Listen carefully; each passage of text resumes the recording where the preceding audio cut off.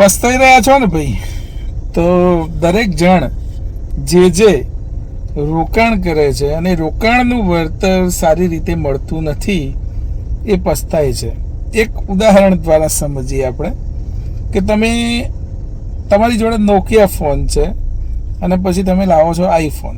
તો તમે નોકિયા ફોનને સાચવશો કે આઈફોનને સાચવશો? તો નોકિયા ફોનને તમે જ્યાં પડ્યો હોય ત્યાં આમ ઉપરથી ફેંકી દેવો, પણ આઈફોનને તમે સાચવશો કારણ કે તમે એમાં સૌથી વધુ રોકાણ કર્યું છે. તો આ ગણિત સંબંધોમાં પણ કામ લાગે છે. જે સંબંધોમાં તમે સૌથી વધુ રોકાણ કરો છો એ સંબંધો તમને દુઃખ આપે છે. આઈફોન પાણીમાં પડી જાય તો તમારો જીવ બળીને ખાક થઈ જશે.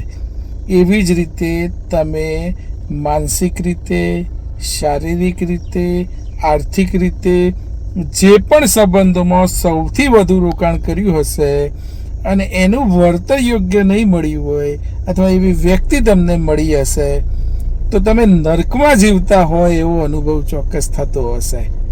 અને એટલા જ માટે સંબંધોમાં રોકાણ કરતા પહેલાં હંમેશા સાવચેતી રાખવી, કારણ કે આ રોકાણ એવું છે જે તમારા જીવનને બરબાદ કરી નાખે છે.